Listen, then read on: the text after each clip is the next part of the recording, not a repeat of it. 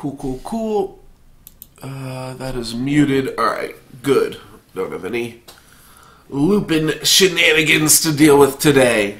Alright, guys. Welcome to the stream. Welcome to the video if you're watching on YouTube. Previously, yesterday, we started a draft, had to win some games with Fire and Justice cards, or just with Fire decks, and win games in draft mode. Today we've got to play Fire and Justice cards, which we can keep playing that same deck and win 7 games in any mode. So I'm going to complete both of those quests today, and I'm going to finish off this draft. You can watch the VOD from yesterday's stream on my YouTube channel to see the first 4 games as well as the drafting portion with this deck. I will go ahead and show off the deck a little bit here. We started off with a first pick, I believe, Ceremonial Mask. Yeah, that had to be the first pick here. Or, you know what, I might have actually just taken another first pick Furnace Mage. That's also a possibility. And then I know I picked up Ceremonial Mask. I picked up some other big cards. I did cut Civic Peacekeeper eventually? Okay. Just remembering what's in this deck. I guess Wildfire Phoenix and Ceremonial Mask are good enough late game, as well as Vanquish and Valkyrie Aspirant. Okay. Yeah, and the Valkyrie Aspirant has won me, like it's dealt the final damage in 2 of my games so far. So I think it's earned its place. We probably have to keep that in. But then we got a Flame Blast, and at the very end of the draft, somehow, like last 3 picks, we got 2 Oni Ronins, or I guess like last 4 picks, maybe 4 out of the last 6 picks. We got 2 Oni Ronins and 2 more Grenadin drones. So that was able to make this deck a lot more aggressive. It still is like both aggressive and a late game deck, but I'm just going to go through it here. Flame Blast, 2 Finest Hours, 3 drones, an Inspire, 2 Oni Ronins, a Temper, 2 Tempers, 2 Torches, a Valkyrie Aspirant, an Ornate Katana, a Rampage, a Vanquish, a Bright Mace Paladin, and a Rebel Sharpshooter, a Burnout to go along with all of those, Grenadins, a Furnace Mage, Longhorn Sergeant, a Morning Star, Outland Sniper, and Renegade Valkyrie, all of those things to fill out the 4-drop slot. Bright Mace, Rebel Sharpshooter, and Valkyrie, all pretty good targets for the Rampage, Katana, and triple Giant Growths that we have, as well as the Ceremonial Mask. And then we've got a Wildfire Phoenix at the top of the curve that should win us some games if we get there and need to draw it. Also, Flame Blast can win us some games, even though it's down here in the 0 slot. But that's the deck. I'm not playing Civic Peacekeeper. I'm not playing Copper Hall Recruit. I'm not playing either of my Mithril Maces. I think that's pretty much all I'm not playing. I am playing Diplomatic Seal. Yeah, okay. But that shouldn't be a big deal. Have a triple red card, a few more triple green or double greens, and I've got double reds. Or I meant that the other way around. Sorry, only 1 double green, whereas we have like 4 or so double reds. Yeah, 3. Okay, and then the triple. So that is what we are working with here with today's draft. Just to sum that up, but I'm going to jump back into it here. 3-1 start from the end of yesterday's stream. And, yeah, now we just got to play some Rakano cards and win 7 games somewhere in there. Sand looks fine. 3 sigils, which is the amount of sigils it needed to play all of these cards that we have in our hand. Opponent with a 1-1 Wisp to start things off. Well, I don't love that. It almost makes me just want to run out the Aspirant, and I think I will. So either way, we get to hit my opponent for 1 here. Though I guess if we played the Grenadins, that would keep my opponent off of attacking, whereas now they can just attack freely. So we take 1 more point of damage. It's unlikely to matter too much, and this is more like a guaranteed 1. We don't have to throw away a Grenadin immediately at the start of the game here. They are going to be a Primal Time deck, which I'm not sure I actually know the name of. I'm sure somebody can help me out there. Alright, Bold Adventure. So this is already done attacking. We do have a Rampage. I'm going to hold off on that, though, just because I'd rather Rampage, like, the Sharpshooter or something.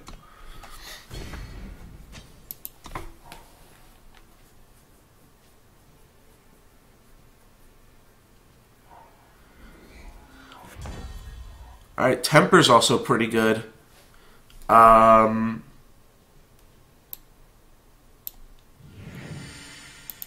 Temper means we can blow out a double block, which is what I'd love to be able to do here. Yes, perfect. And then if this doesn't work, we still have Rampage. Perfect. That's why instants are so good. Fast spells. So I just used a 1-mana fast spell to get a 2-for-1 and pump a card in my deck. That's insane. Most of our creatures here play around Lightning Storm, but, well, I shouldn't say most. 3 of our creatures die, 2 survive. Tower Top Patrol. Tower Top Patrol, I could beat it with Temper plus Rampage. Is that too many resources? Whereas if I just attack with my 3s, I'll probably be able to Rampage regardless. This says I don't have a trick, whereas if I swing all out, it means I do have a trick, but it means I also have to use both of my cards. Perfect, that's the one I wanted. Actually, I'd probably... Or I get Overwhelm regardless here, so yeah, that's the one I would want him to block. That frees up my other creatures to be able to attack, though. My opponent's looking to play a 5-drop. Next turn, they've got a 4/6 if they can continue to hit their power drop. So we are going to kind of peter out here. Alright, well that is obviously a great draw. To attack with both of these monsters, willing to trade them off. And I'm willing to lose a Grenadin drone to get in 7 points of damage here as well. Perfect, so wound up getting in 2 points of damage for free. My opponent did not hit their Sigil drop for the turn. They also traded off the guy that I would rather them trade off with. Like, this card's a lot better. Maybe not in every situation, but in a lot of them. Alright. We'll offer a trade here. I'm not sure if they put their guy on top. They get a free Wisp if they do that, so there's a chance that they put their thing on top. I wasn't looking at their hand super carefully. Alright, they're going to trade off here. I didn't want to swing, because if I swing with Valkyrie or Spirit, they definitely just trade off with the Spirit. Alright, they did put Lumen Shepherd on top, which means they're going to get a free 1/1 Wisp, and they're going to have the mana to be able to cast Lumen Shepherd. Okay. Well, now we can just start attacking with the Spirit. What happens if we swing with the other guys? We trade a Wisp for 1, so that's just a normal trade, though we could temper that first. And then we're trading a drone for 3 points of damage. My opponent's so low, I think that's worth it. I'm going to kill their Wisp, and then trade in a drone for 3 points of damage here. Yeah, getting my opponent down to 4, or getting down my opponent 4 more, means that this Wildfire Phoenix, if I draw a Sigil next turn, I get to hit them down to 7, and then attack them for 7 the following turn. Alright, so I didn't quite get there because my opponent played a 1/5. I can swing, hit my opponent for 2, at which point the Phoenix is lethal. I don't think that's the route I want to go at this point. Do I want Phoenix to be lethal? I I don't think so. Mainly because I'm 2 sigils off of just making this aspirant lethal anyways. I don't think it's worth cashing him in for 2 points of damage. I don't care about the Grenadin drones. Those guys are expendable. But the thing is, like, I can still make that play the following turn. I'm a little bit less likely to be able to because my opponent can probably just play any creature to block some Grenadins. They obviously don't have Lightning Storm or something of the like. Alright, that's a pretty good blocker for my droners. I'm just going to attack with my 6/6 and draw a torch. That's not a torch, but it's actually still a pretty good draw. Trump black with the 1/3, yeah. Playing around torch here makes a lot of sense. We're just going to play this, so that way, next turn, we can potentially ultimate our boy. And is my opponent going to start attacking themselves? They are not going to. Let's crash for 6. And, like, they know I don't have a sigil, or I would have played it pre-combat. And then let's play some Grenadins. Now I can even quintuple block a Lumen Shepherd. False Prince, that's not a big deal. Opponent probably has to start attacking at some point. Alright. Good game, friend. Attack for 11 in the air. Cool. Spirit definitely did some work that game. Played him turn 1. Attacked on most of those turns. Yeah, that was pretty good. Let me just update the stream title here, as we are now 4-1. This deck seems strong. That was my first time actually being able to use Wildfire Phoenix. And I got to use it a little bit pumped up even, as a 6/6 rather than just a 5/5. Yeah, that pump was from a Temper. A Temper did a lot of work, though the Wildfire Phoenix being a 5/5 compared to 6/6 was pretty irrelevant. Grenadin drone into Bright Mace Paladin. A little bit sigil heavy, but this is a little bit of a sigil heavy deck. I would have liked a little bit better if one of these Justice Sigils was a Fire Sigil. I think that would have evened out the curve a little bit more. My opponent's going crazy playing with the elements here. Alright, Feln Stranger. So I can equip a Katana to get in. I think I'd rather save my Katana for my Paladin.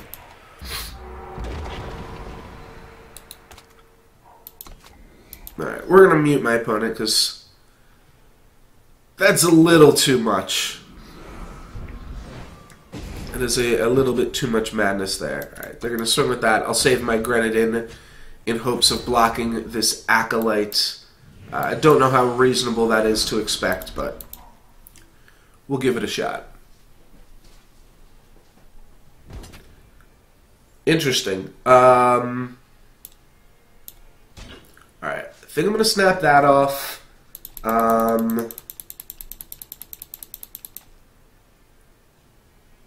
I don't know what this could be. Could be a Lightning Storm is the only way to kill the Paladin, but they could have just double blocked if I attacked. So I think they do have a trick for this.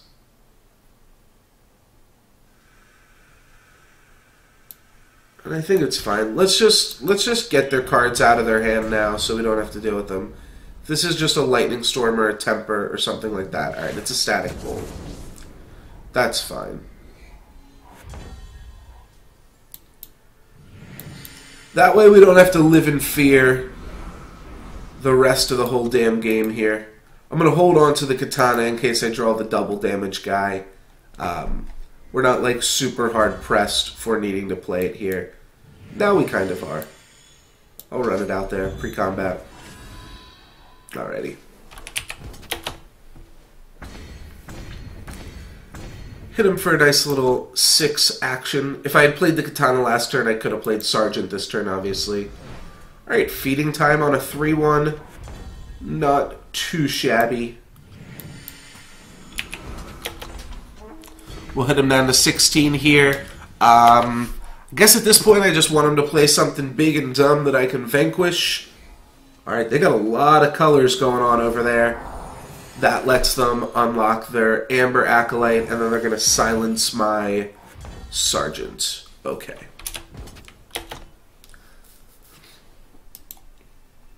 It's pretty crazy how many colors they are willing to go here. Two, just... I guess it could just be a red splash.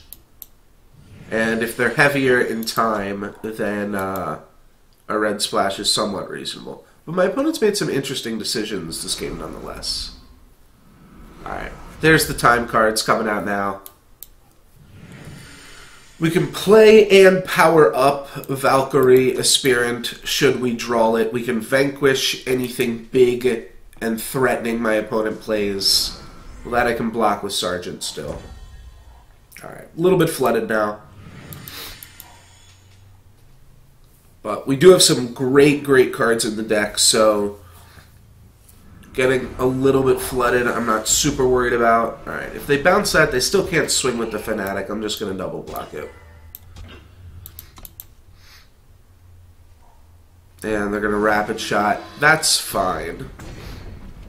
If they had Rapid Shot, like, they had no reason to actually bounce the Sergeant. And then we're going to play Wildfire Phoenix, and hopefully that is good enough. This is quite the monster here. Get down with the Phoenix. If it dies, we can already recast it. It costs 3 more and gets +3/+3, so we will have an 8 mana 8/8. Or sorry, 9 mana 8/8. But 9 mana 8/8 is definitely doable. 1 off lethal here. That's fine. And I'll end the turn.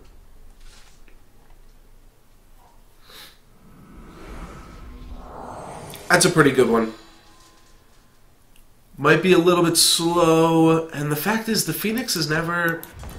I get to keep getting it back. Alright, well that's obviously an insane draw. Let's smash with the Phoenix. Is this a fast spell? No, it's a spell. Yeah, we'll just make him kill his guy first. And then we'll Flame Blast him. Alright, simple enough. Flame Blast is insane, especially when you draw 11 of the 18 sigils in your deck.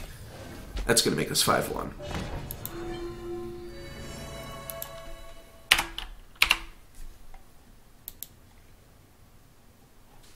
Flame Blast is quite good indeed. Was pretty happy to pick up that one. It's like arguably better than it is in Magic the Gathering. You do need the triple red, which means it's not a splashable card.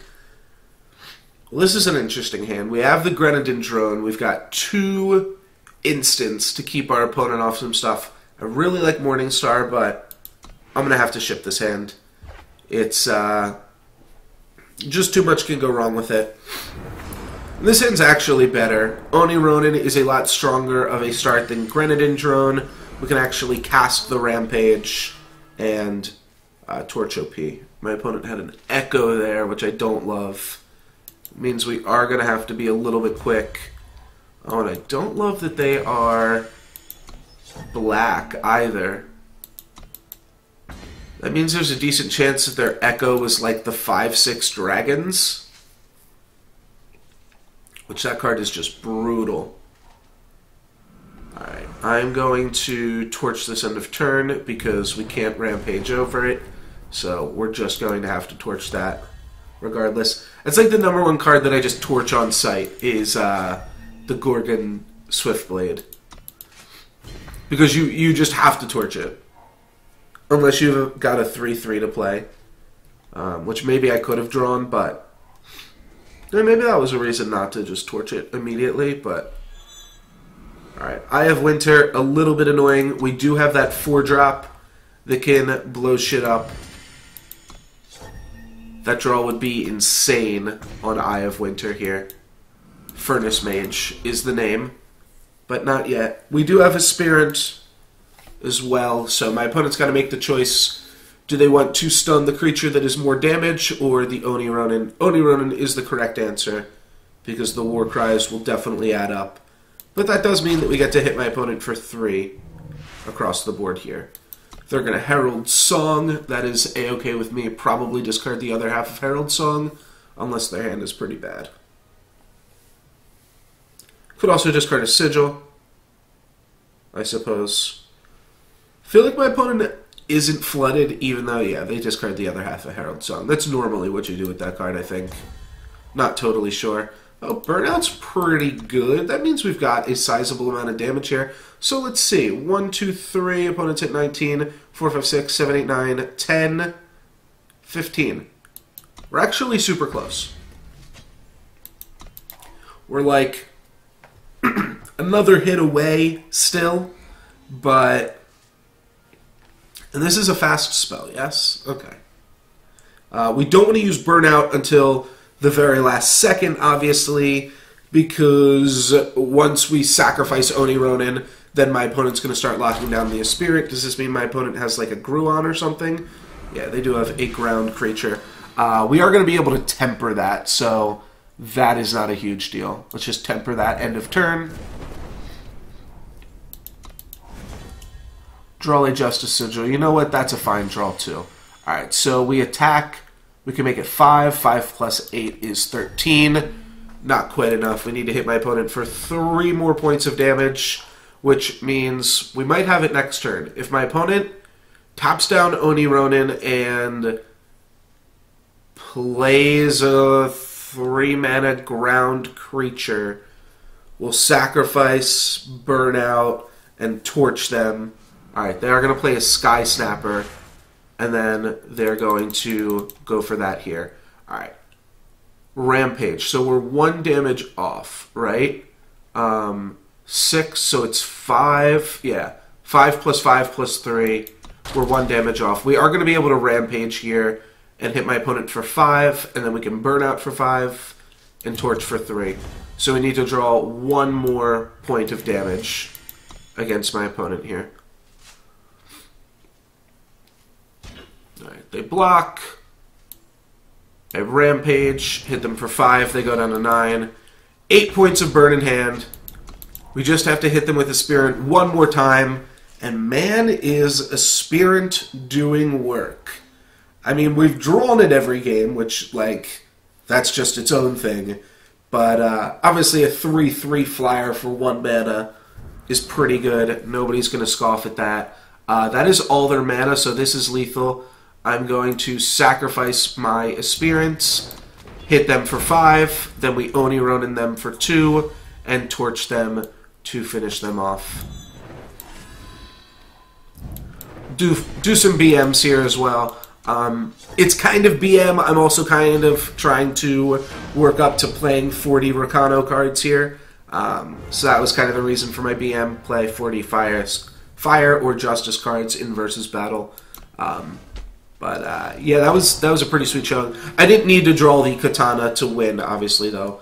That was just BM, aka quest completion.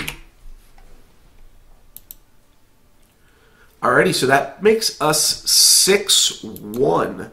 I'm a little bit surprised. I didn't do any warm-up games or anything like that. A lot of times when you sit on a draft and then come back on it the next day, it's like, oh god, that was 24 hours ago. I don't even remember what's in that deck. So it is good, I find, to just like come back and look at your deck and be like, oh, this is what I drafted. And kind of just refresh yourself in that way.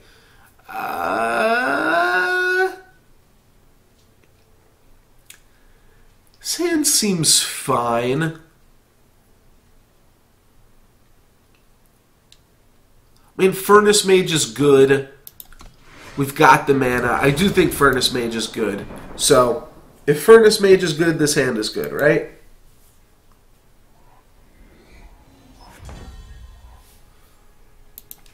Alrighty, and then we drew a card to equip our Katana onto. Well, this seems reasonable then. And a Rakano Outlaw. Alright, that one's going to be a little bit tricky. But we'll have the Paladin next turn. I still probably won't want to block it. But we'll see what this turns into. Yeah, just it's so hard to block a Rakano Outlaw in a Rakano deck.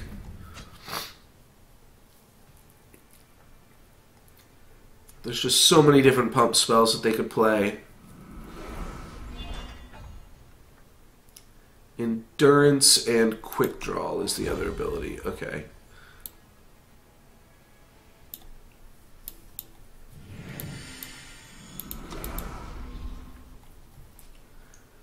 Bright Mace Paladin. Can't really block either of their quick draw creatures, but like I'm comfortable blocking their quick draw creatures once I can get my own Finest Hour on the board. Which really just means having enough mana to be able to comfortably block. Alright. Heavy Axe. That is a Furnace Mage target.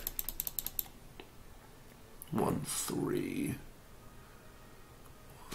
So, like, the fact that they played that makes me think that they're less likely to have a trick. But I'm going to say no blocks, especially because I can just Katana, hit them back for 5. I do want to stop this Warcry as soon as possible, but as far as my life total, I'm actually pretty okay. Alright, I can Outland Sniper this. That seems pretty good. I can also Outland Sniper this. I'm just going to Sniper and take them off the Warcrier.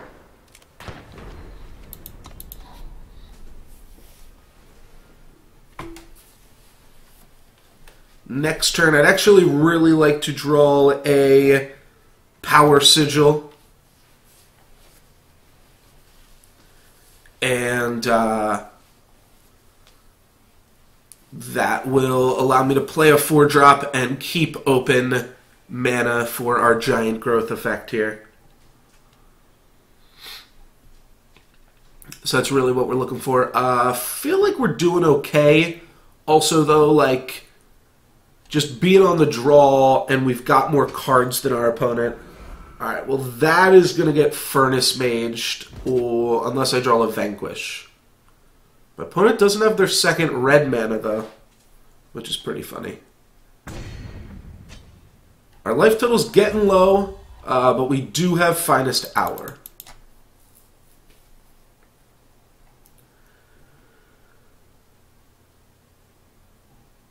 Yeah, let's start by just making my opponent's guy not have flying anymore. No flying for you. They're actually the same card, just one gives flying and the other one doesn't because of the Warcry on that. So, let's do that. I can trade Furnace Mage with the Champion of Glory as long as my opponent doesn't draw a red influence. Okay, well, I'm going to take this trade here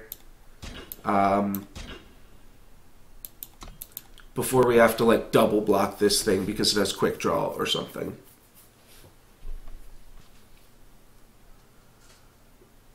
So we'll see what Trixie's my opponent comes up with. If it's just, yeah, a Rampage or something to save their guy. It's a 1-for-1 trading Rampage for Furnace Mage. That's fine.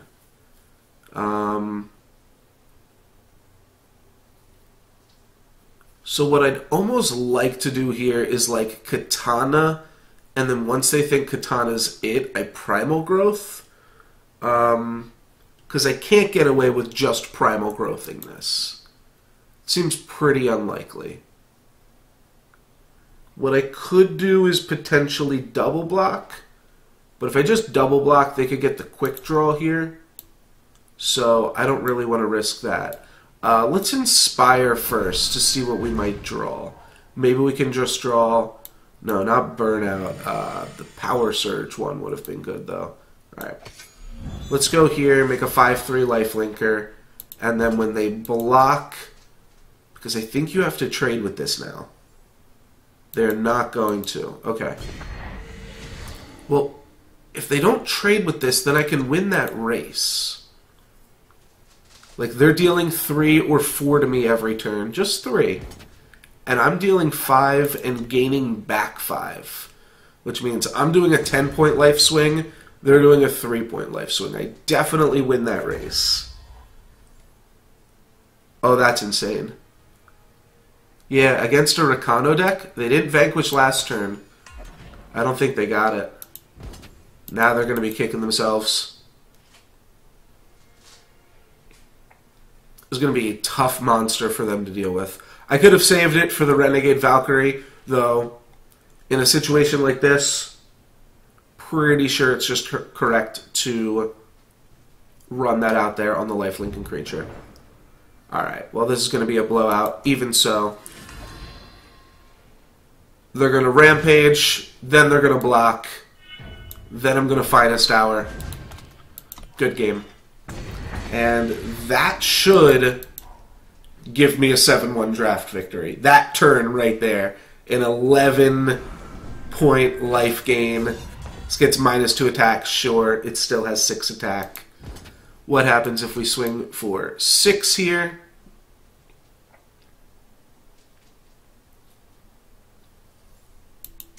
They're going to let it through. Alright, and then we've got Burnout as lethal damage next turn. We've also got a blocker for their 2/2 flyer.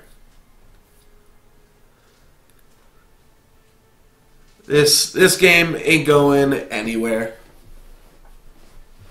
They would have to draw a Vanquish, and then, like, this is still lethal by itself. So, yeah, tough position for my opponent there. That is going to give us a 7-1 victory with Rakano. Pretty sweet. And I get another gold chest as part of my rewards here. Now all I have to do, I also get 3 crystal chests. Now all I have to do is win, 3 more games in any mode. That should be pretty easy. And decent loot. We've got a foil Morningstar and foil Rebel Sharpshooter. Both cards from the deck we just drafted. Pretty sure that's just a coincidence, but pretty cool nonetheless. I'm going to... Oh, do I want to open up these packs yet? Well, I guess I opened up one. Oh, this guy's pretty good. Sweet. Okay. I think I'm just going to do this quest real quick first, and then I'm going to open up the remaining 8 packs all at once. Just to kind of slow roll it here. Play this GG Devour deck. I like it a decent amount. I'm not super sure how great it is, but we're on the draw, but no red sigils. This hand's actually like pretty solid though. I'm gonna keep it. Annihilate's pretty strong, and I think can get you a lot of leeway. It might be an aggressive Rakano deck, or an aggressive Stone Scar deck, I'm not sure yet. It's either an aggressive deck, or we are playing against the mirror. Either way, I feel decently okay. I feel like it's not aggressive, because you're not going to play Grenadin Drone. Seek Power means that it's definitely a more controlling deck, though. So now all we have to do is draw some Fire Sigils, hopefully sooner rather than later, and start playing our cards. Alright, Champion of Chaos. Obviously, cannot annihilate that. I can torch it, though. But it's also not that great of a card anymore. Alright, might just lose. My opponent doesn't play anything. Right, I'm just going to do this. It's not doing anything else. I should have done it on this one, but my Annihilates are just clogging up my hand at this point. Alrighty, well, I lose. No, I can definitely still win this. Perfect.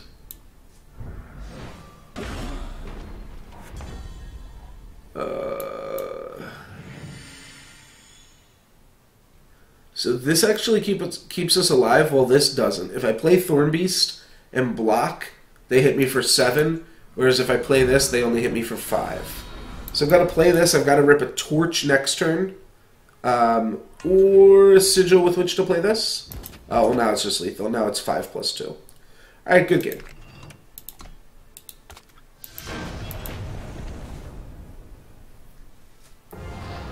The one overwhelms over for 2, and the other one just straight up hits me for 5.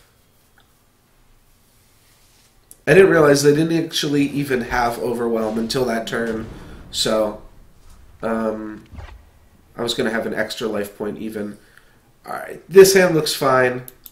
Needs to draw one of any sigil, but it has the Devour, so it could also draw like a Grenadin Drone or a 2-drop, because it also has one of each sigil.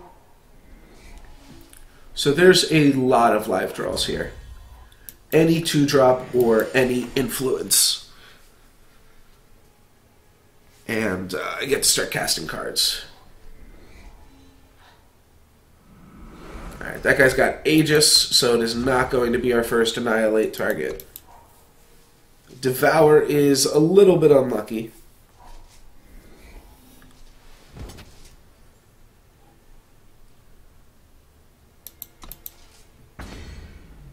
You know what I might just do? It's 3 o'clock. Yeah, I think I'm just going to do another draft after this game, especially with how these games are going. Alrighty. Yeah, this game's over. If I draw like a lightning bolt, I can kill this, but I'm not going to just blow this because I don't know what the other card is that I'm going to draw. So like if I knew I was just going to draw an Annihilate, I'd kill this, but because I could draw a Torch and then I can Torch this to break the Aegis and then Annihilate it completely, doesn't make any sense to just kill it. Alright, well now we've got the mana to start playing our cards. We're just going to start playing 3/3s. They're not going to be enough as our opponent hits us for 6 over the next 2 turns. They can even upgrade this eventually. Oh, your flying units have +1 attack. That'll be enough. The ultimate on this is 4 mana. Alright, Permafrost. That's fine. So unfortunately... no, we're probably just dead regardless. We could draw into Torch, though, and that's kind of reasonable. We could also Annihilate the Windshaper if we really need to, now that we're at 8 mana. Alright. So we're going to Annihilate Windshaper, and that will... Are we going to? Or are we just going to play a Thornbeast? No, let's just play a Thornbeast. So it's a little bit risky. Oh wait, we're just dead, because they can just play a land and then ultimate this. Never mind, they're just going to play a Gemblade. And they're going to Permafrost here. So they're going to hit us for 12. Boom! Okay, we're dead. What was I thinking? We're dead. Let's get out of here. Constructed is not the land for me. Let's jump into a draft. We got a bunch of coins. Let's spend them. This guy's pretty cool. When he attacks, you can discard a card to draw a higher cost card from your deck. You guys know what that means, right? That's Birthing Pod. And I like me a Birthing Pod. I have not ever gotten to play with Whispering Wind, but just seems super cool. I'm not sure if you're allowed to discard sigils to go and get 1-drops, but that would be awesome too, because the 1-drop in this faction combination is great. It's either going to be like Birds of Paradise, a 1/1 Death Toucher, or just Swords to Plowshares. Lightning Strike also seems good. Lightning Strike might be better if you're going to play blue here. Sand Warrior is pretty cool. And Gorgon Fanatic and Spore Folk are kind of a combo if you want to go crazy. I'm just going to take Birthing Pod. This is a Birthing Pod draft, alright? There's the Direfang Spider, so that's like the card you could tutor up there. Oh, this card got buffed, didn't it? 3 mana, 3/3 with an ability? This card's really good. Is it better than Gorgon Fanatic? Well, to be honest, I'm not sure. But what I will say is that it's got better stats, there's less work you have to do for it potentially, and it's also just a primal card, whereas this puts us into black. Now, I think we're going to be in black. Those seem like the... So I think it's more important to read signs of what is open rather than make the signs of what you can potentially cut off. I think that's what the draft algorithm wants you to do here. Either way, I'm going to take Tundra Explorer. Just seems pretty good. We got a lot of good cards here, too. Maybe not a lot of good cards. Maybe that was a little bit bold to say. Azendal's Gift, I think, is probably too expensive, especially in draft. You're just going to play it on 7, and then your opponent's going to be like, okay, I'll attack you. I could see it being good if you're also in time, and thus have the ways to like ramp yourself out. Maybe we do also wind up being a time deck. My question is, what's better, Yeti Spy or Yeti Snowslinger? Just drawing a snowball, like, isn't great. But I don't want to play Flash Freeze. I don't think I want to play Gift. Here are the People's the best card in the pack. A snowball we can transmute into a higher card. We can Birthing Pod that into a 2-drop. Yeti Spy might be good, though, just because then we can turn a power into a Yeti Spy.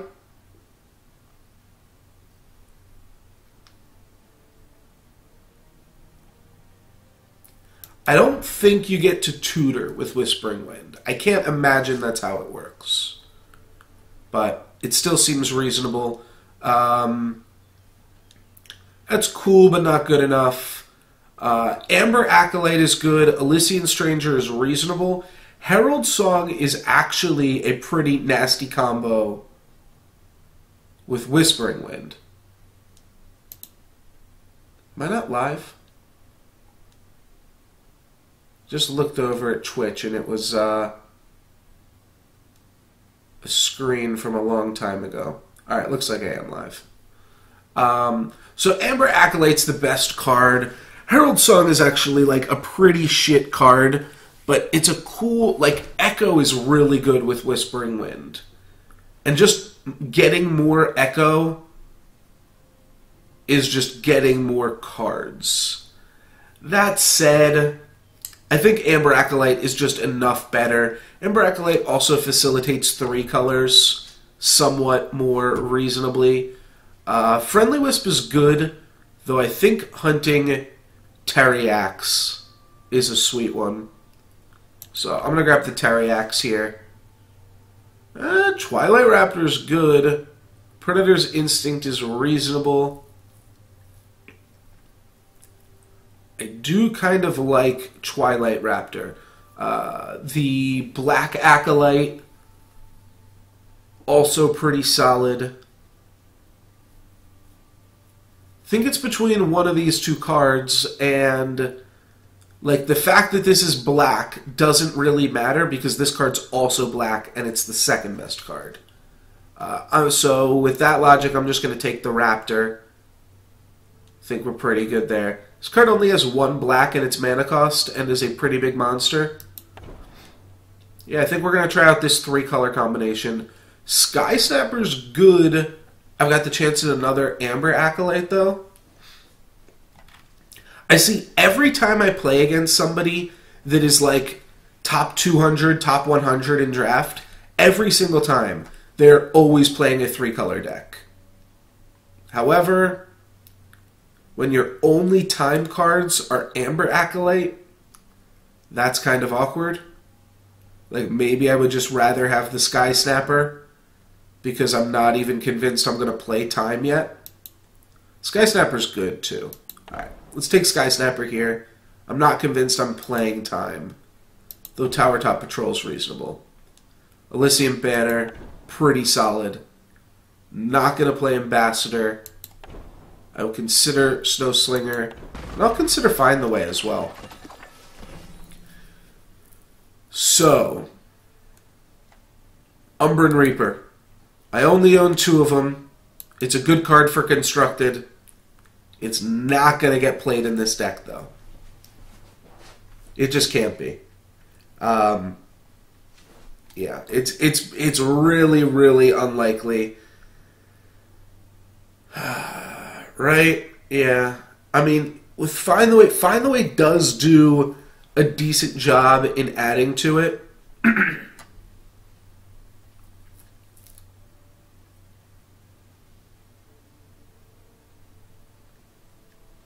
But, like, Haunting Scream on something like Tundra Explorer and then being able to Dark Return it. There's the obvious combo of Gorgon Fanatic. It's also good, like, Whispering Wind works well when you've got combo cards that you can tutor up. I can discard Umbran Reaper to Whispering Wind and potential Haunting Chill or whatever that card's called. Direfang Spider and Dark Return are also, like, just solid. So there's also the chance that we still just don't play time, though. Oops.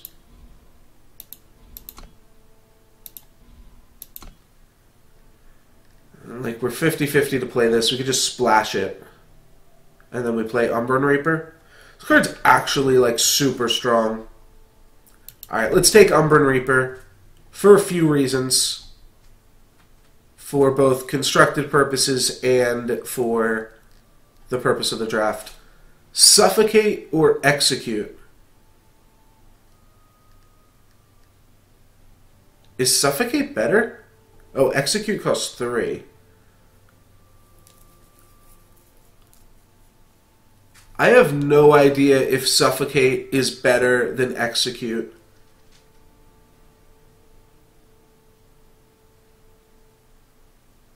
So it's like when I pick Torch or when I pick like a 3 mana, like 4 damage to a creature spell. Torch can obviously go face, so it's not the same argument.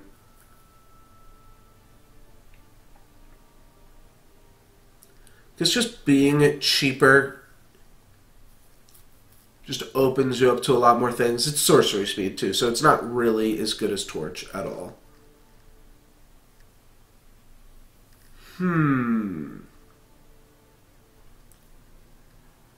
Suffocate or Execute? Let me know what you guys think in the chat and the comments. My gut says Execute, but I'm leaning towards Suffocate right now. And I'm going to take the Suffocate. We can take our first Haunting Scream. We can take a Frostkin, a Wisdom of the Elders, a Herald Song. There's also a Static Bolt, and the Static Bolt is animated, which doesn't really make it better. But removal is probably... I mean, that's one of the best things you can do. We don't have any Infiltrate cards yet. We've got 0. Oh, we've got Yeti Spy. But Haunting Screaming a Yeti Spy is, like, kind of mediocre.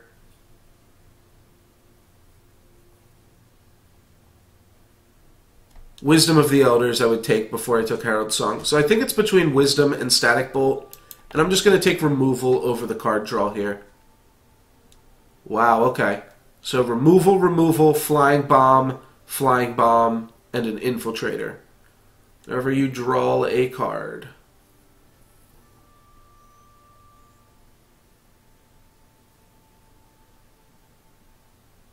Oh, this is just draw a higher cost card from your deck. I was thinking it's draw like a 1 cost higher card, but it's just like any card that is higher cost. There's no way you can just discard sigils to that then. That sounds way too good. I don't know, Savant's good, but so is Serpent Trainer. Serpent Trainer is like a really, really reasonable card. And so is just removal spells. The more removal we pick up, the better our Tundra Explorer is. And the more static bolts we pick up, the better our static bolts are. Honestly, just feeling static bolt again. Static bolt probably beats either of these two cards just straight up in a fight. Obviously, these cards can snowball out of control a little bit, but I don't know. I think it's Static Bolt. I'm going to go for Static Bolt here. Maybe that's crazy. Devour I don't love in this faction combination. Initiate of the Sands is good if we decide to play our time cards again. We're getting a little bit out of time, but we'll see if we go back for that. Sabotage is reasonable. Predator's Instinct is also reasonable.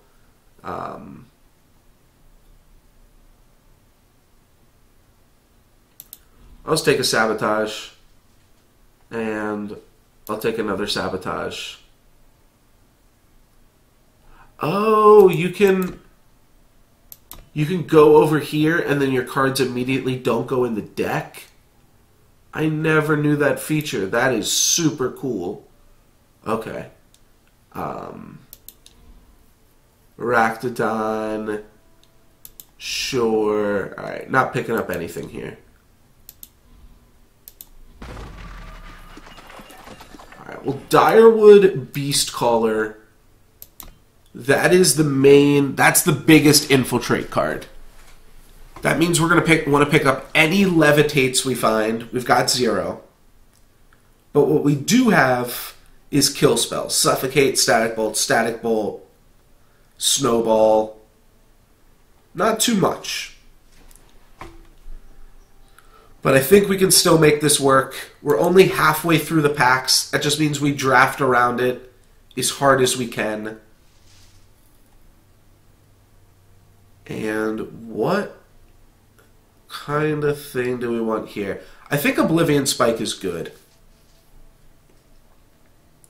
Yeah, I think we just want Oblivion Spike. Stormcaller is sweet, but a big relic weapon, and I think a good one, is a solid pick. Take a Lightning Strike here.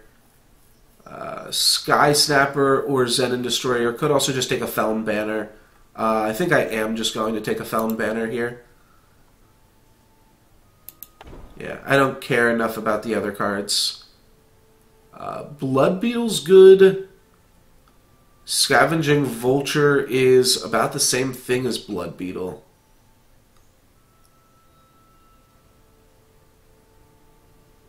It's obviously worse against things like Tower Top Patrol and the 1/3 flyer.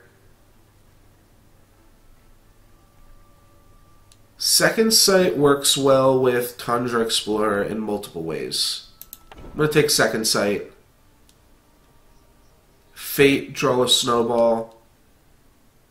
Seems reasonable. Another Second Sight, okay. Violent Gust is pretty good. I think it is main deckable.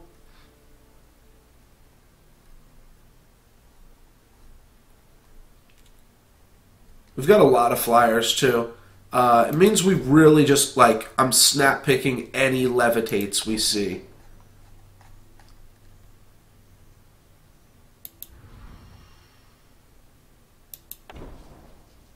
Alright, Teleport is not quite a levitate, but feels somewhat similar. Alright, Static Bolt has got to be the pick here. There's also an Execute. Maybe Execute's just better. I don't know. Static Shock or Static Bolt It's just so good when you get multiples of them. I'm going to take Static Bolt and just pick up all the Static Bolts I can. All right, Cobalt Acolyte. Give a unit flying. That's great on Beastcaller. Lifesteal and Unblockable. Also pretty good, but I think Cobalt Acolyte is just a better card. So I'm going to go ahead and take that. Free if you play 2 spells this turn. No, we've got the opportunity to take a Levitate. So I will take the Levitate. Yeah, I did take a Violent Gust earlier, so I'm happy about that. Flying. Give our Strangers flying. I'm not sure how much I care about that. Thorn Beast seems mediocre. Eastwind Herald could be good in this deck as just kind of a defensive card.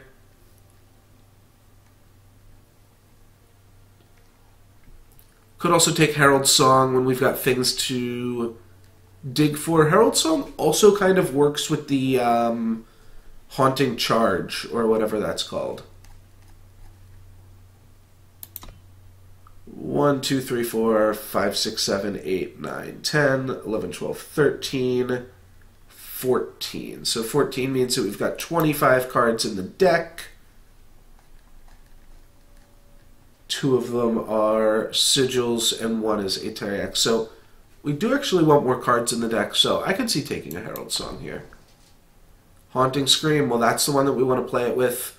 Lethrai Ranger is really good, but we've got enough like card draw and dig in a weird way that I think we can get away with trying to Haunting Scream our Direwood Beastcaller here. Another Second Sight can make our deck even smaller, theoretically. Back Alley Bouncer, nothing crazy, but nothing bad. Direwood Rampager, same thing.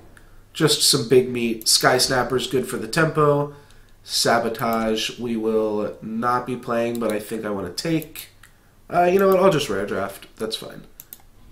And a Ruin. Okay. So how many cards is our deck? It is 31. 2 of them are Sigils. Oh, I cut the Combray instead of the other one.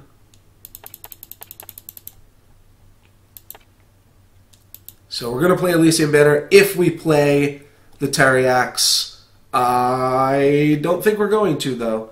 I think I just want to keep this deck as consistent as possible.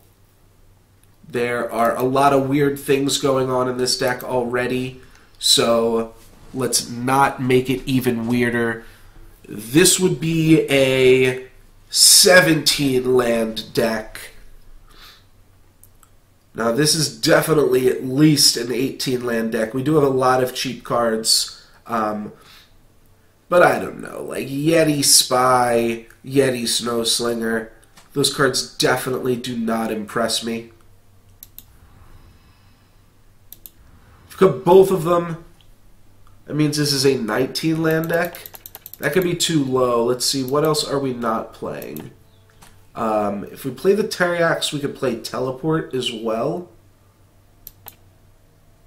But I don't want to go down to 17 lands.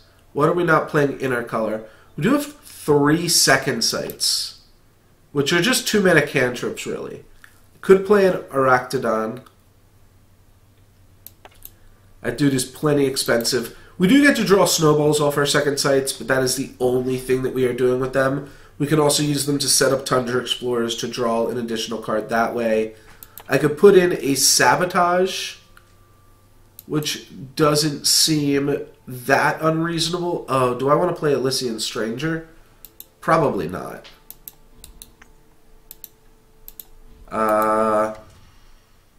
Well, you know what? If I don't want to play Elysian Stranger,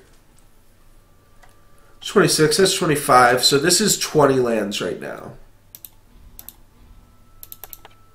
So if I put in Teleport and Teriax, because those are both pretty late game cards. Like, you can play both of those cards pretty late, and they're pretty good. This would be an 18-land deck. A little light, but we've gotten flooded. and worse at 18. What does that look like here? Primal, Shadow, Time. I'm going to cut 1 time for another Shadow. We do have the triple shadowed Umbran Reaver. So I do want to make sure that half of our lands here are able to cast that. I could even want to cut another Primal Sigil just to make sure, to make room for another Shadow Sigil. Though that's kind of weird. That means that we've got 8 and 9. Though I'm not convinced that that's wrong. We've got triple black, double black, single blue, single blue. Yeah, all of our blue is single. We do definitely want it, but we don't need it. Oh, we can also second sight our Herald Songs. Haunting Scream, not that many targets for it, but yeah, we can get the Beast Caller, and we can try for Tundra Explorers, see how that works. We didn't get a single Dark Return, which is not great. Could actually even see playing Tower Top Patrol, but this deck looks fine. Got 3 Time Sigils. Is that enough? Means like on average, we've got 6 Time Sigils. We'll hit. Yeah, that seems fine. Triple black seems pretty tough to get to, and Umbran Reaper is so powerful. So let's try this out. I'm going to be like one of the big boys playing a 3-color deck. If everybody else does it, it can't be that bad, right? I actually kind of do prescribe to that logic. Like, I don't know. It's working for so many people. Now, obviously you can blaze your own trails and do your own path, stuff like that, but when you continually see the best players in the game just be willing to splash colors pretty frequently. I'm more likely to splash when I play Magic the Gathering in Sealed. I've got no problem playing a 3 or 4 color deck in Sealed. But in Draft, a lot of the times you can tailor your experience so that you don't have to splash. But that's the main thing like that I haven't done yet is like go into a game knowing that I'm going to splash cards.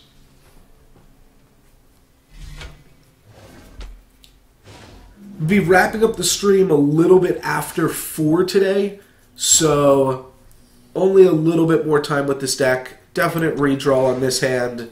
While it had some of our combo pieces, it just didn't have them all. We've got double time mana, which is sweet, but unfortunately no black mana, which we will want eventually. Alright, time to figure out what Whispering Wind can do.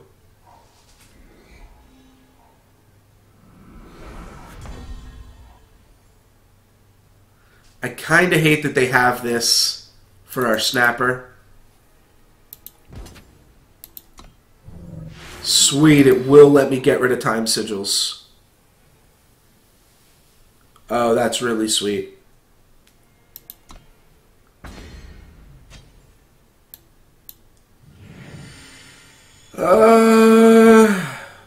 Okay. I mean, this does represent 2 cards later in the game.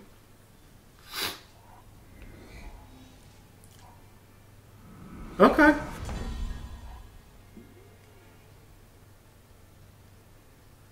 So do I want to turn this into Sky Snapper food? I think I do.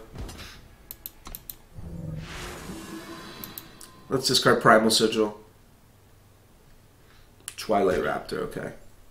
Oh, they're trading off Sky Snappers. That's really interesting. Who was expecting that? Who had their money on opponent is going to trade off Sky Snappers? I'm going to go ahead and look for some black mana. Oh, well, that's great. Wish I had done that before combat.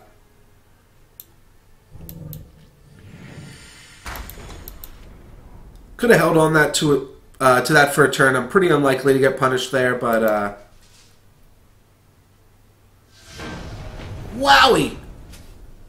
That seems like a super early concession from my opponent. Next turn I was going to be able to turn the snowball into another second sight, most likely. Or I get... is it most likely? No, what did the first sigil turn into? It's not... I keep thinking it's Birthing Pod. I keep thinking it's get a card that costs exactly one more than the card you discard. But in reality, it's just get a random card that just so happens to cost more than the card that you discard. So, got our triple black and double black cards. Violent Gust. We're on the draw. I'm going to keep this hand.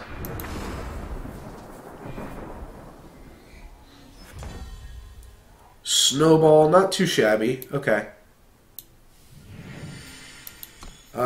Unlikely to have a Violent Gust target super soon against this faction combination, or this faction in particular, but we probably will get one eventually.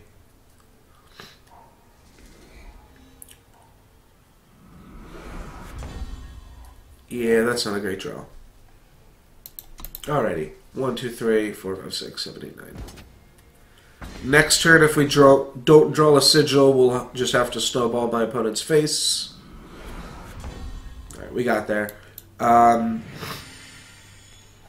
We play a snapper. It'll stop attacks for a turn here. But yeah, again, 158, so top 200 players in the game, and our opponent is probably playing 3 colors here. We'll go for a trade. Trade's going to happen. That's pretty good. And then another Bright Mace Paladin. Okay. Alright, we definitely want to use one of these Herald songs. We get to draw a card first, so let's see what we draw. I think I'm just going to be discarding this Snowball.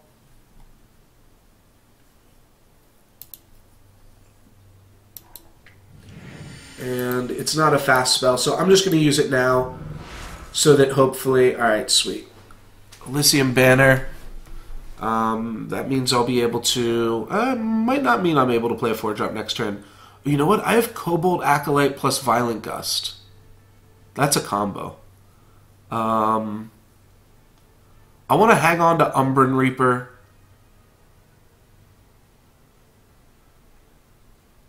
Actually, the Teriak seems like the weakest.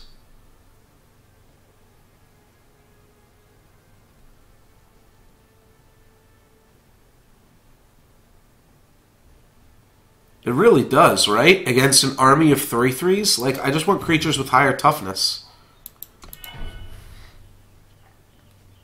Seems just very not good against the current board state. So next turn, if I want to... Alright, well that's a Violent Gust target too. Alright, I drew a Time Sigil, so it doesn't matter. What I was thinking is I could Cobalt Acolyte, then play Elysian Banner, and then play Violent Gust this turn.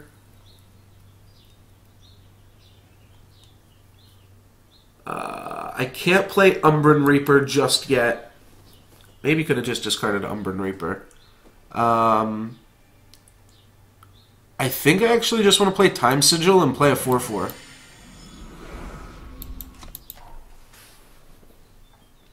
think just getting some meat on the table is going to be the best option. Alright, there is a Vanquish.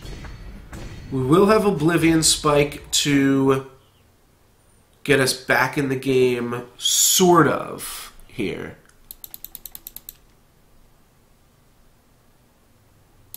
Like, it doesn't really get us back in the game as much as it just clears one of these dudes. Next turn we can Second Sight, hit our 3rd black mana, and play Umbran Reaper. So what does that mean we want to do this turn? Well, I could kill a Bright Mace Paladin with the Cobalt Acolyte play. Could kill a Bright Mace Paladin with Oblivion Spike. Yeah, I guess if I do the Cobalt Acolyte play, I lose. So let's play Oblivion Spike. Play Elysian Banner. They're going to hit us for 5, put us down to 2. And we pretty much just needed to draw the sigil right then and there. I mean, I can survive here. I don't die. I can Cobalt Acolyte to chump block this, and then I can Violent Gust here. Maybe that's just the best play.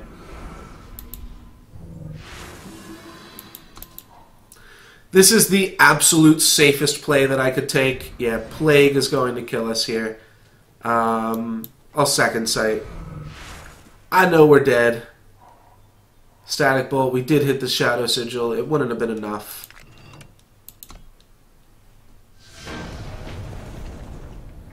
But yeah, just tried to take a safe play. It's also pretty obvious my opponent just had removal spells in their hand, with the fact that they weren't playing anything really. But not a huge deal. Think we were, I don't know. Game didn't seem that bad, but at the same time it felt like we were pretty boned. Maybe I should just be playing more sigils in this deck.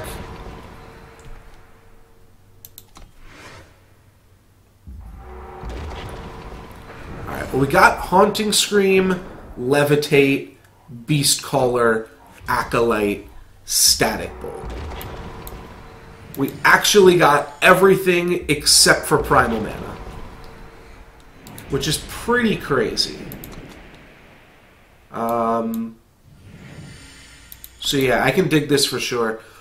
If our opponent kills our Beast Caller, it's obviously a little bit unlucky, but we do have the Haunting Scream to bring it back eventually. Alright, there's an Echo card. Hopefully that doesn't mean my opponent plays a Drake. No, they're going to Static Bolt this. Alright, so just a Primal Mana pretty much wins us the game if we can draw it quickly.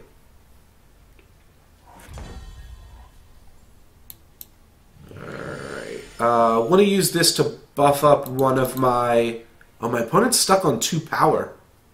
Jeez. Alright. They get a flyer. So now I'll have to teleport this. Wait, when did I get a blue mana?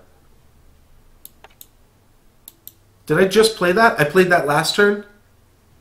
Was I just not paying attention at all? Holy shit. Okay.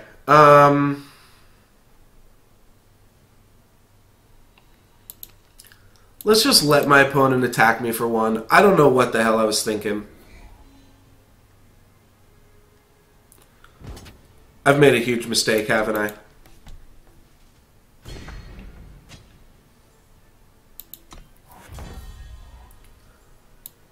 I don't know what the hell I was thinking here. The other thing, though, that I was kind of thinking is that I'll be able to teleport this to my hand.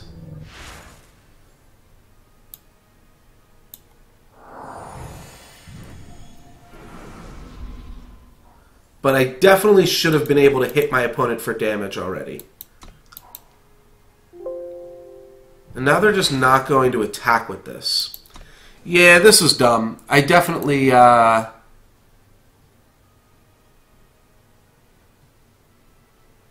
definitely threw this away somehow. Looks like the stream disconnected too. Now, like, I need to draw another Static Bolt.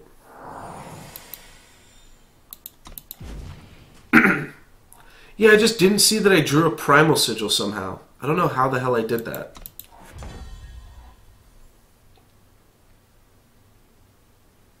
I don't know what's wrong with me.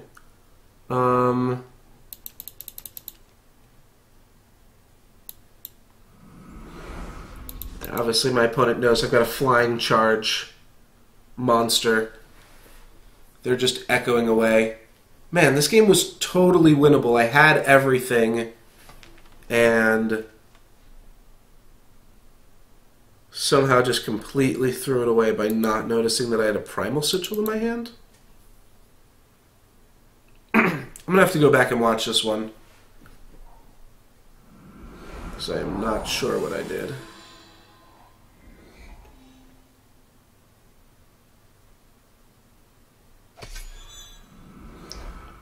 Right, Echo on here. Maybe they'll attack because they're bad. I doubt a top 47 player will make a mistake like that, though.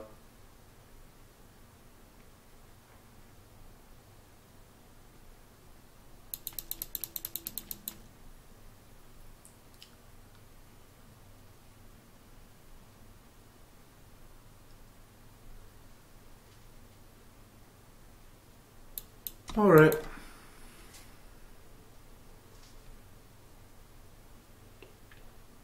Sky Snapper's now blocked by the Eastwind Herald.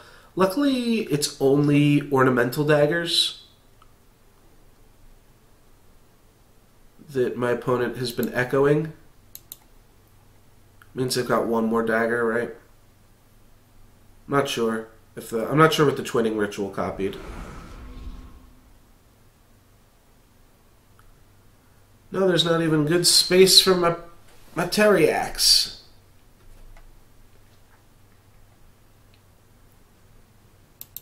I'm going to run this out there end of turn just for mana efficiency, but I don't love it. That's fine.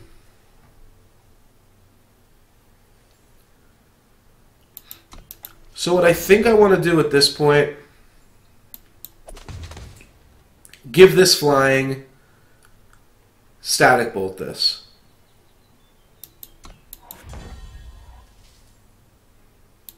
Leave open Lightning Strike.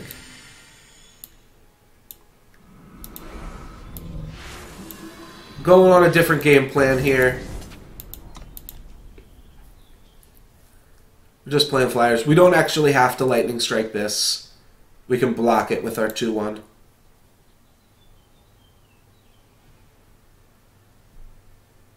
But I think that's got to be the plan at this point. We got to be off the Beast Caller shenanigans. Probably should have even just saved my teleport, because we've messed up so much.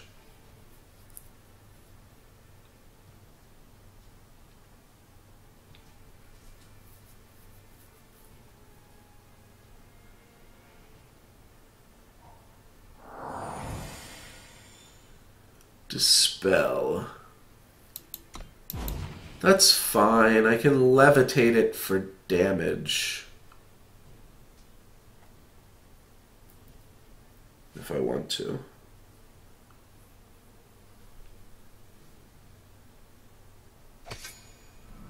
Daggers here? Yeah, I figured that would be getting some daggers.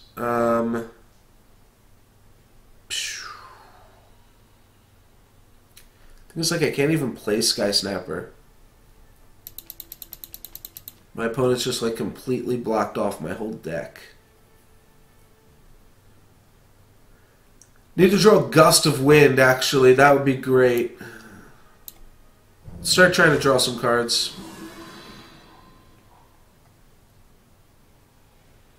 I don't need Feln Banner. Maybe it's better to just discard Feln Banner with Whispering Wind, or the other loot card that we have. Let's play this. I'm just going to hang on to this. It lets me keep open Lightning Strike mana as well. I'll crash for 5. Opponent's not going to block here. I've put so much work into this 3/5. Does put him down to 11. So, like, at some point, we're just overwhelming them with creatures. I can actually probably attack with both Back Alley Bouncer and the Whispering Wind next turn, because my opponent should block the Whispering Wind, I think. But they're so low that they might block the Back Alley Bouncer, and then we're just drawing free cards. That's why I held on to the banner, so that I could try to turn it into a Howling Gust. 5 damage to target flying creature. That is definitely a way to get out of this game. Opponent with 8 cards in hand, though. Yeah, that's not great. Though we're up 2 cards on board to them, down 4 cards in hand. Yeah. It doesn't really even out, but we'll pretend it does. Alright, Frostkin on the big flyer. Ooh.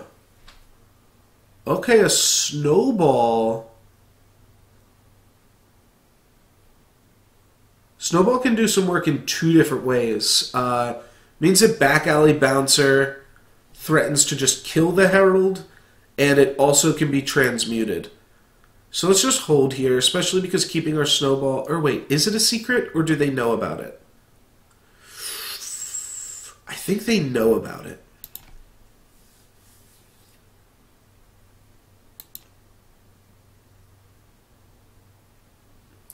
Let's still just save, because we also might draw a second sight when we loot, which means we'll want to loop the Hurler and draw more snowballs.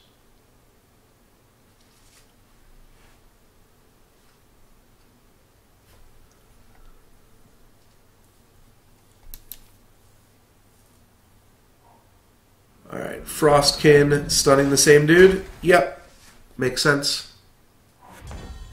Same play back to back. What's different about the play now is that my opponent has a lot more monsters on the table.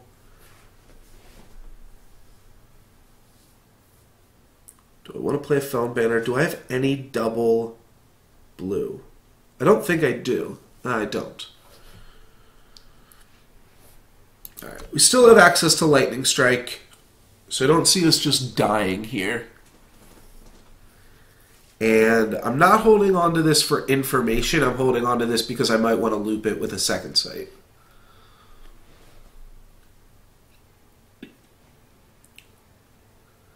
So the idea is that we can attack with Back Alley Bouncer for free now.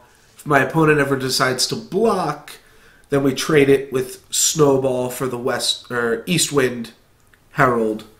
And then after that, we can start attacking with our Whispering Wind for free and start looting. But we're in for a game here. And somehow, okay, with the fact that I've got a Snowball, it could be a real card. We've kind of evened out with our opponent here in terms of cards in hand, stuff like that. Can't imagine they're going to activate that. It looks like they did. No, they didn't. They didn't. Okay. But now this can trade for Back Alley Bouncer? Wow, how unlucky is that?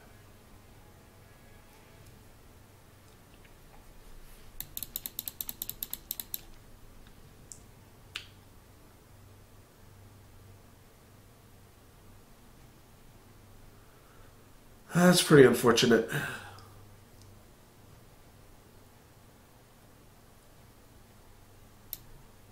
Alright, let's just play Twilight Raptor. Because we might need to. And pass the turn.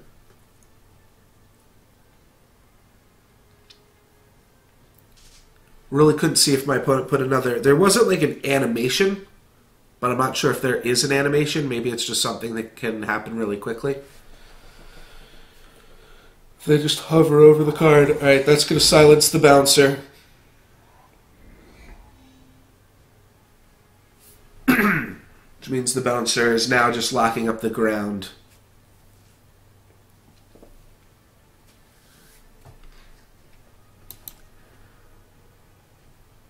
Static Bolt that we draw will deal 3 damage.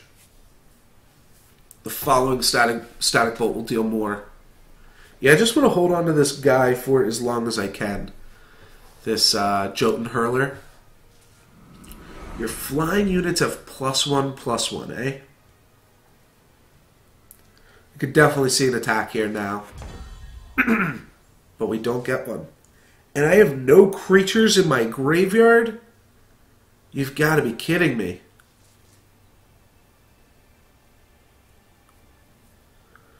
Alright, well that's now a little sub-game that we're playing. Creatures going to my graveyard is fine. The Snapper does absolutely nothing other than fuel Oblivion Spike and maybe be good later on in the game.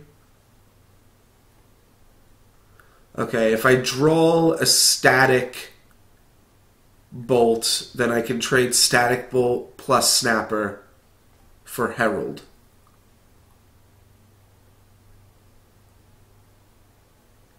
So let's hang on to everything. I feel like I'm going to need to play the Feln Banner eventually. I feel like, though, also we can still wait. We're not using our mana this turn. We're not using it next turn. We're potentially wanting to use it next turn. Oblivion Spike plus Snowball plus Direwood Beastcaller, but I don't know what would have to happen for that to be reasonable. The top unit of your deck gets Echo. That's pretty cool. Hope it's not a good one. Man, this game was like infinitely winnable. And then I tossed it. Yeah, that's a pretty good attack from my opponent, isn't it? Because that means I would block with this, which would open up this guy's opportunity to attack. I think I do just trade it off here, especially because it powers up my spike. Gonna hang on to strike for the other dudes. Don't really like Sky Snapper. But there are things I can do with them, especially with two Sky Snappers dying. So like I attack with the Sky Snappers. If they block, two creatures go to the graveyard. Oblivion Spike finishes off Westwing Herald, and Ivysaur dies to Snowball. If they just block with this, then I can still go Oblivion Spike plus Herald, or plus Snowball.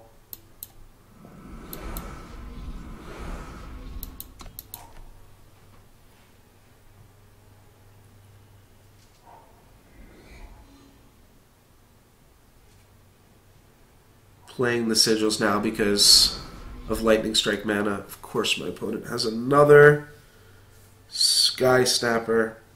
It's probably okay though. Yeah, opponent swings with this, I trade it off with the Teriax.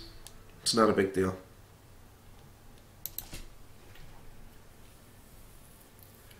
Our ground creatures are just here to trade off. My opponent's not getting any crazy value here. Oh, sure, they can get us for 3.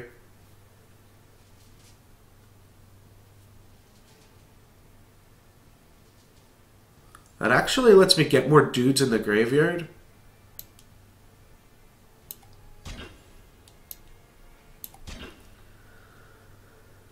So now I've got 3 creatures in the graveyard. Oblivion Spike is a 3/5 weapon.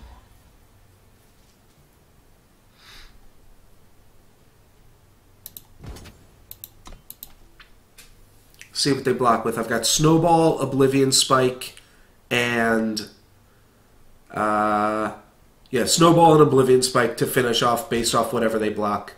Alright, they block there. So that means Snowball's live.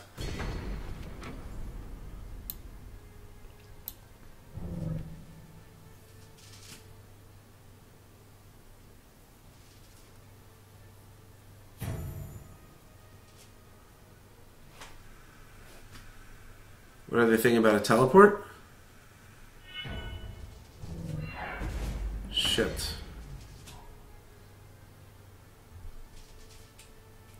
Alright. We're still in this weird spot where 2 of my creatures dying means that I can kill this Herald. going to be blocking their Snapper with my Twilight Raptor. I think I can play Jotun Hurler here. It doesn't actually matter.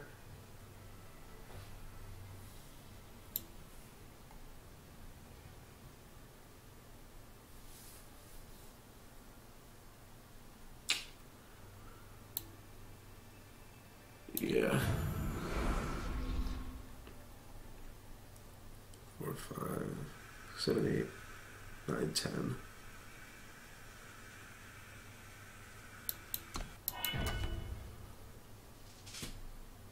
So, like, I don't know. Like, if you'd want to, like, but you'd never want to lightning strike this.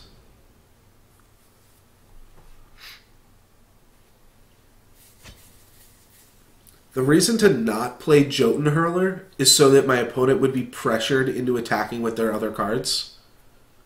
They have to attack with Sky Snapper, so I'm getting the trade of that with Drake off regardless. Oh, they're going to bounce the Drake. No, they're going to bounce Jotun Hurler so that they can attack with the same cards anyways. Well,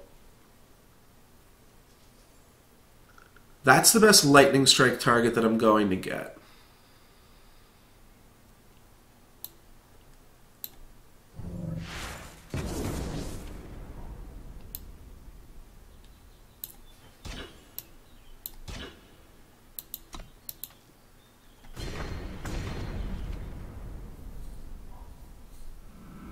But I do actually need to get Jotun Hurler back on the battlefield.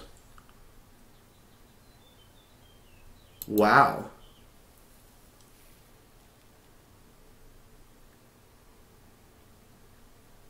My opponent's out of cards in hand. They're just going to buff up the Guardian next turn, though. Which actually kind of means I need to kill Guardian. Yeah, this card's going to be too big for me to deal with. Alright, that's a little bit unlucky, but yeah, we have to kill this.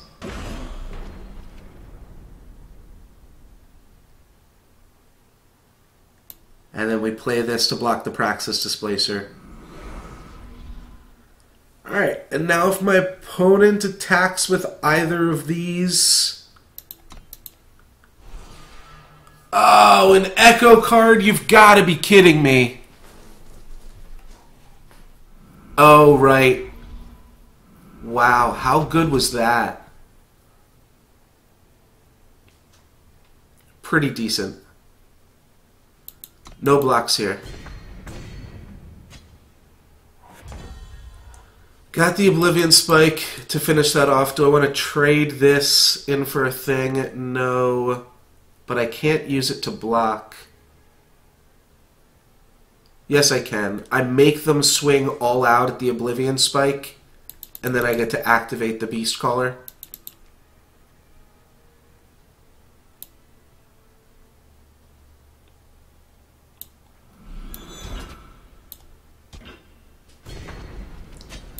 Alright.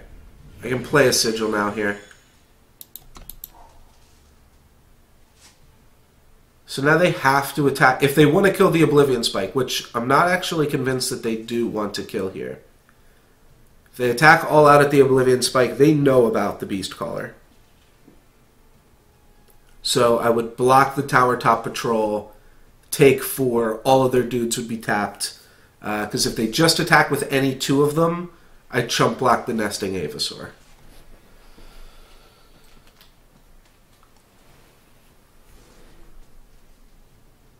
This is a crazy game. And I still need to go back to the beginning of it. No! Polymorph, that's insanely good. They play around Gust even. Alright, well this means I'm not going to die anytime soon. But it's still feels super unlucky. I do have the loot thing, so just going to hold on to these. Oh, that's a good draw, too. 13 cards in my opponent's deck. Do I think that's relevant? I'm going to just trade here.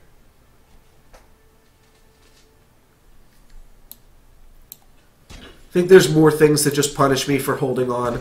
My opponent's played a lot of silence already. Oh, they're down to 4. Ugh. Flying Overwhelm. That's crazy. Can trade this for a Praxis Displacer. Maybe my opponent will think I have some type of trick, though. Yeah, that's fine.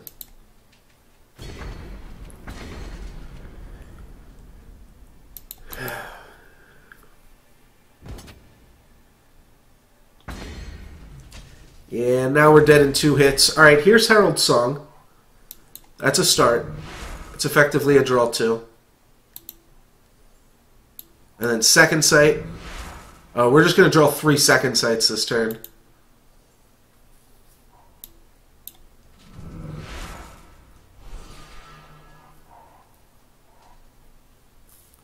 Yeah. Comboing off.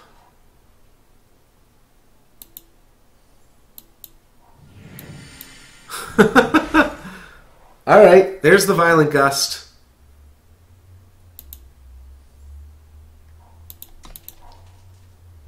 I'm now down to 10 cards in deck, though, with that crazy play. My opponent can start attacking with the Tower Top Patrols here, too. They're going to play it safe. They've got lethal attacks here now. Alright, let's lead with Herald's Song. Primal Sigil. Direwood Rampager. Not much I can do here. What a crazy game. I haven't even seen this red glowing thing yet in Eternal. This is the first time I've gotten to the point where cards start glowing. My opponent's going to play it safe and only attack with their big flyer. They have lethal attacks with the other 3. Well, there's another Sapphire Dragon. Let's see how much we can deck ourselves here. Static Bolt for 3. Yeah, we're actually super close in that regard, too.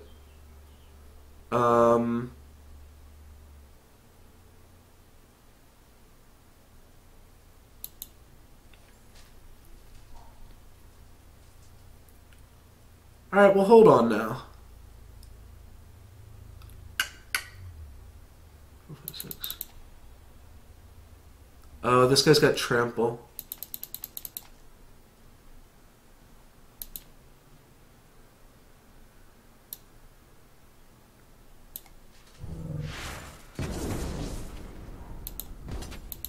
Alright, this they have to block with a 1/5. And then I'm thinking maybe they won't notice that their guy's got Trample.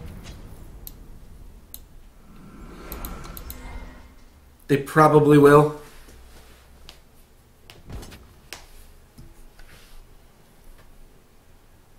Oh, can I bluff them out of it though? Nope. Good game. We're gonna block. We take 5. And we lose. Man. What a crazy game. And all because I just didn't notice that I had a Primal Sigil on turn 5? Man. That's unfortunate. I also didn't need to teleport my Beast Caller. Like, I should have just noticed that they were going to have that Eastwing Herald there forever and not teleported the Beast Caller back to my hand. Because there was no way my opponent was going to attack with that.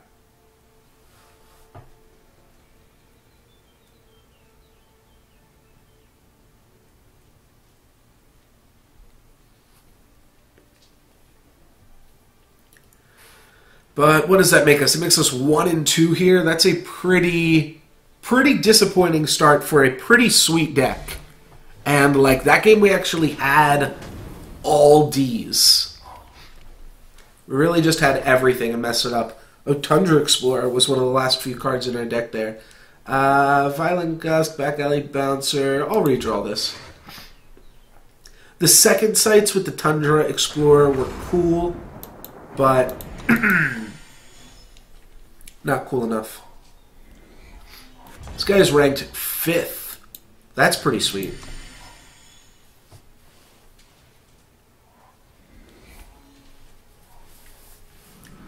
Alright, Rakano Stranger. Again, we see the Strangers and things like that as mana fixing. And this is from the 5th best Eternal Drafter in the world. Or NA, maybe. Not sure.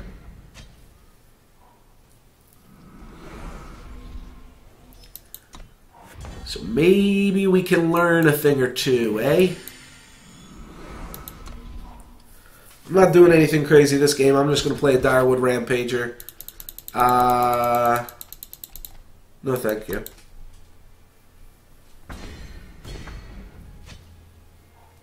Maybe my opponent was being generous there. I'm not sure.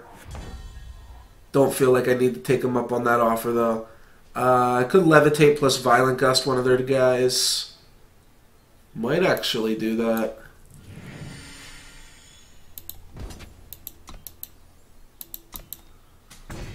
Feel like I can save that, though.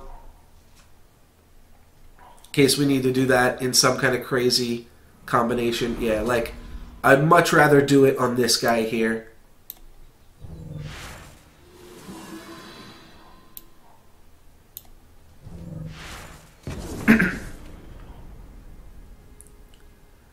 And no blocks.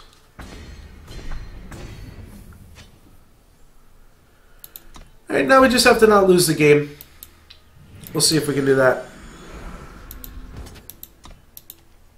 My opponent is just playing the Strangers deck. I don't think that this is, like, typically something that they would recommend drafting. Alright, there we go. Seek Power. Go get their Black Sigil. And then they're able to cast anything that they want to. That would be so crazy. Wow, they did do it. A Shadow Sigil. And are they going to play a 5/5? No, they're going to teleport my monster. Alright, I got to play back on defense here then. Dark Return, get back the Lord. Not enough mana to play it, but enough mana to beat me down and make me wish that I'd played Twilight Raptor a few turns ago.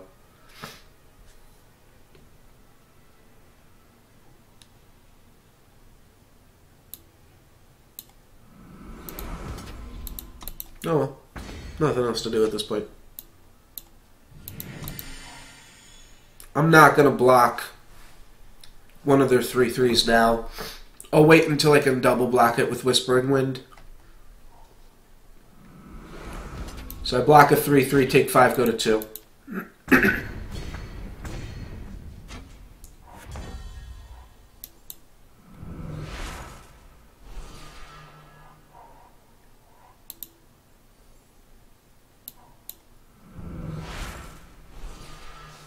Herald Song Shenanigans.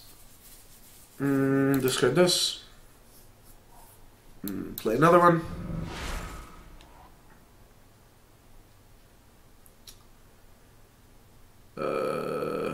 Sure.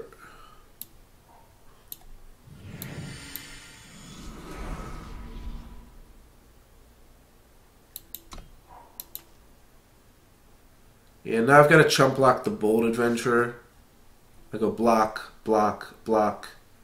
These trade, my guy dies.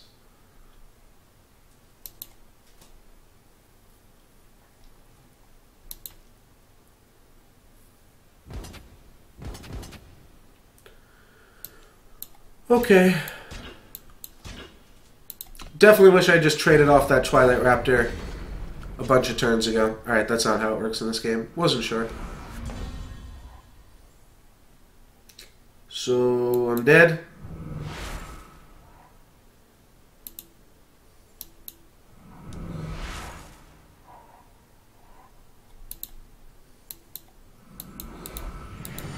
Alrighty, well, that's how it works in Eternal. I thought this deck was really good, but I played really, really poorly and got super punished for it.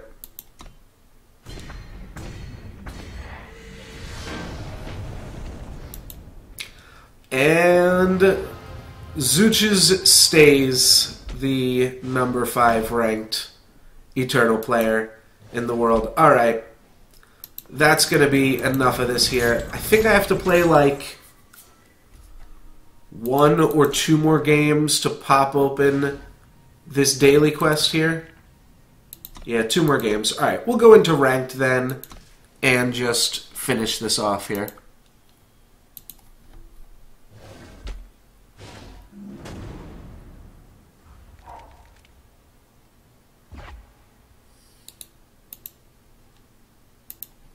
Oh, Zuch is also streaming.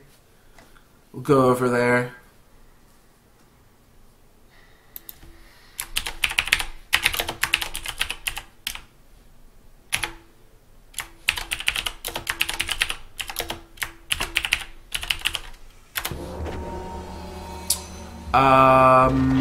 We can keep this, I guess. I'm not going to unmute him, so I don't know what he'll say, but yeah, you can see his perspective on the other side there.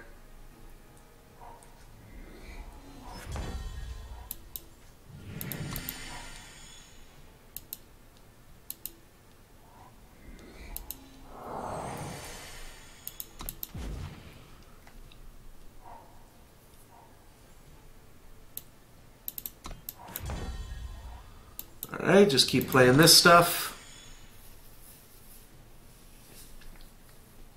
Probably play Rebel Illuminator and then play Soul Collector. Especially if I draw another Sigil here.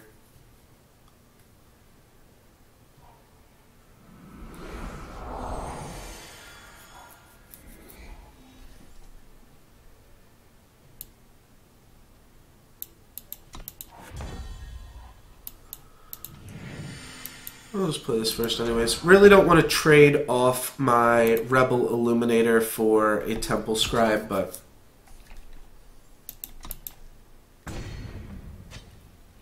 we'll see what comes of this.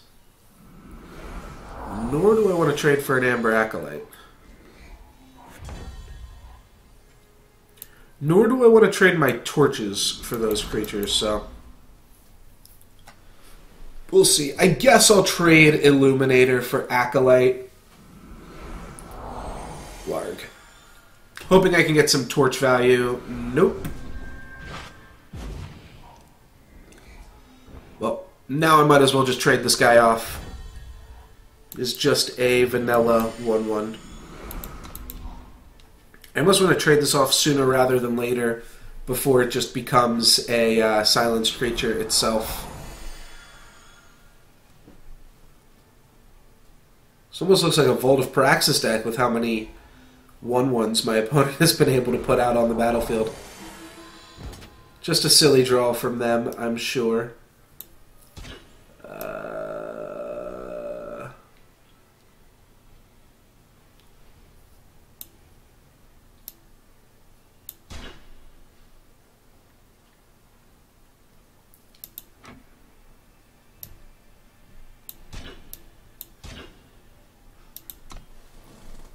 Alrighty, we'll see how this works out. It's going to give us 3 torches in our hand.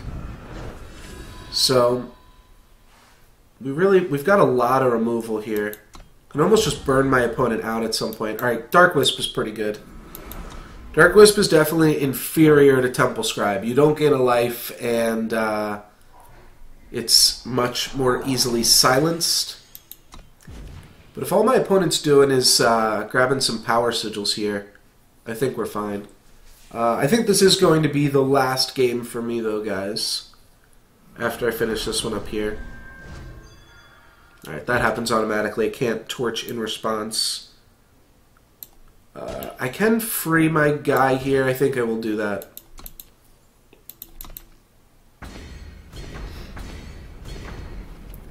So this will give me a 2/2 flyer. I'm eventually going to want to reanimate that with Varna. Steward of the Past is a pretty good draw, though, too. That's pretty much going to clog up the ground, and now I can start getting in there in the air for 2. My opponent, of course, can trade the Vengeful Gargoyle off with a Desert Marshal at some point.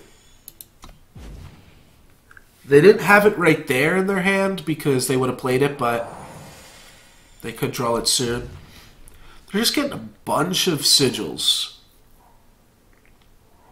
And honestly, it doesn't seem super threatening until they play whatever is the big haymaker at the top of the curve here. I think I can actually just attack with this guy.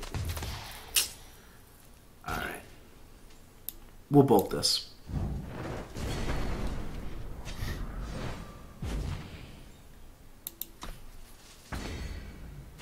I can actually definitely just attack there with the fact that I drew the Thorn Beast. That makes that attack pretty free. 2 more mana, and I'll be able to play Vara. That's fine.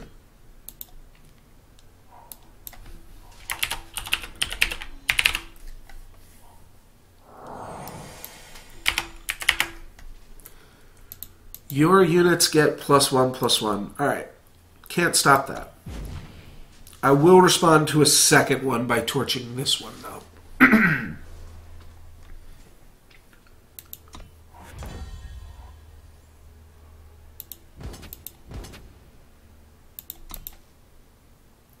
Probably should have... No, I didn't have to play my land, because I can play Death Strike and both Lightning Bolts regardless. So they block like that. I can just bolt both of these and then I kill this for free.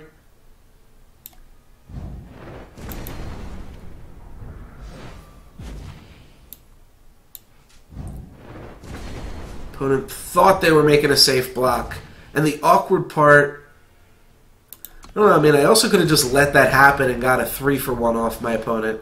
I decided to get a 1-for-1 and a 2-for-1 effectively because it was a 2-for-3. Play the Fire Sigil here. Death Strike my opponent if they play a big upgrader at the end of turn. Doesn't look like that's what we're seeing yet, though. Is this really just like a tokens deck, a bad tokens deck? I gotta hold on to Death Strike. As much as I want to just run it out there into the face of whatever my opponent could have. I will Death Strike if they double block.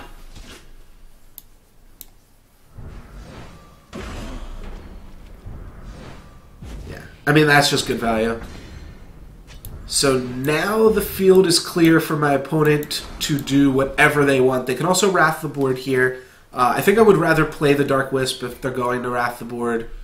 Alright, yeah, there's the Obelisk. So it is just an Obelisk deck. Weird. Smash for 9. To smash for 9, then 10 and 10. It doesn't change our clock. I'll just hold. Alright, Temple Scribe. It does change the clock a little bit because now the Wisp can't get in there against a 3-3. And what did Temple Scribe draw them? Nothing? Really? Alright. I'll offer the trade here on Thorn Beast because I can just reanimate it right back. Though I am going to go ahead and first reanimate the Gargoyle. Getting that in the graveyard, though, is still good. Alright, so I get a little bit punished here if my opponent Wraths us, though I will draw a card and get a 2-2. So it's not actually the worst. I can still come back from that if they have a harsh rule. Nope, they've got a Vanquish. That's fine. Oh, and then some Parliamentary Tricks. Okay. Okay, we got a game. We got a game here for sure. Play Shadow Sigil. How many creatures are in my graveyard? 1, 2, 3, 4, 5.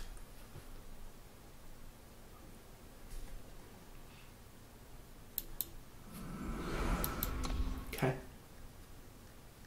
Just want to play this in case I draw like double Devours next turn. Uh-oh. My opponent is going to make 3 more 6/6 owls next turn. Well, I think I'm boned. I think they got me. 3 more 6/6 owls. I'm at 3 life points. My opponent has 6 lethal attacking creatures. Alright, let's see what they give me here. I could have made these attacks last turn. These are pretty good for my opponent. Alright, if they let me kill one of their guys, they let me hit them for 2 points of damage, I'm going to torch myself. Good games. That's all I got in me. Thank you guys very much for watching. If you enjoyed the stream, you can feel free to follow along, be notified when I go live as well. Feel free to check out my YouTube page. In the panels below the stream there, you can find full stream highlights, or full stream VODs, as well as highlight clips and tutorials, things like that. That is going to be it for me. Have a great weekend. I will be back on Monday. Same time, same stuff. And that's it. Thanks for watching. Peace.